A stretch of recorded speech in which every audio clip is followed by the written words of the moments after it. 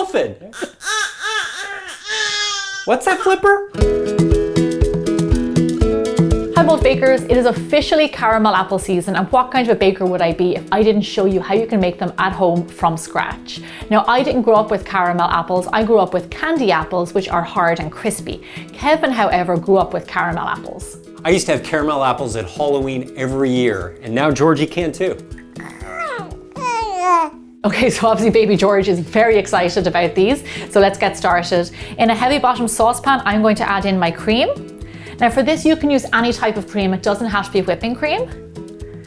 And then I'm going to add in honey. Now the reason that these are caramel apples is because we're making a caramel with the honey and the cream. So they're like a little bit creamier, a little bit softer, a little bit chewier. So I'm going to pop this on the stove onto a medium heat, just until it dissolves. So now, something really important to make these caramel apples is a candy thermometer. I'm going to put a link on my website along with the recipe of where you can buy these. They're inexpensive and really handy. You need to get this caramel to 260 degrees, no more, no less. You need it to be hard ball stage, and that will make sure that your candy is chewy and just like perfect texture and consistency.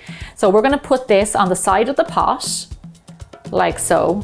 And we're just going to slowly wait until that rises and it gets to 260 degrees. Now, let me tell you something, this does take quite some time. It could take anywhere between half an hour to 45 minutes.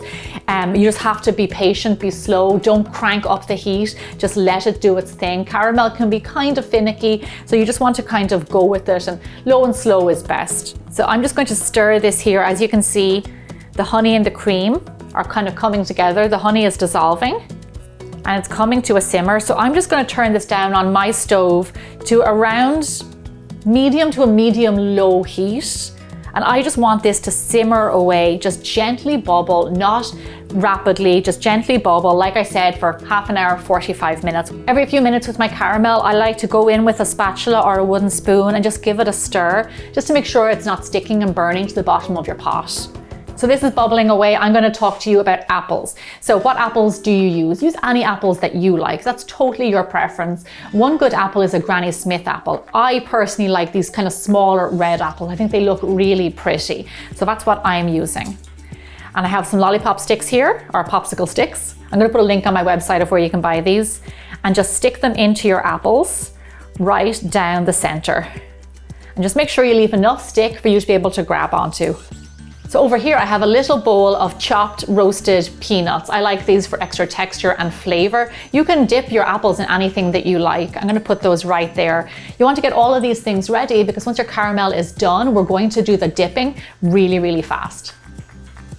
So just now, after almost 50 minutes of simmering away, you can see it's gotten really dark. It has thickened a lot. So turn it off the heat.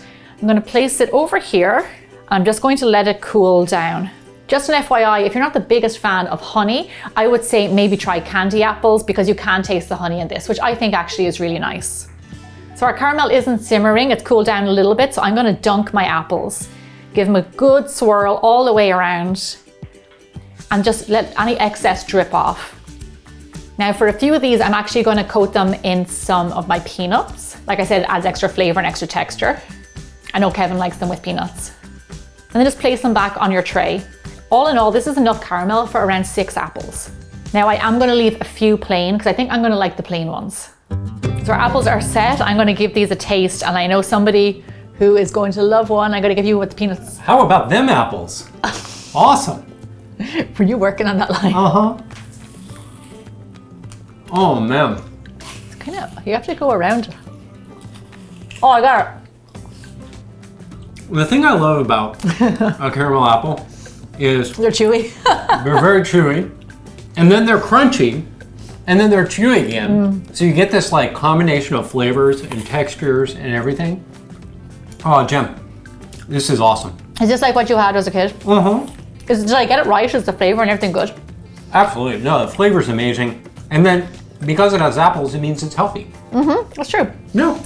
I really hope you give this a try. They're not that hard to make. Yeah. No. And we'll see you back here again really soon. Thanks, guys. Jem, did I tell you I was the apple bobbin champion of Placer County? No, you didn't. Placer County.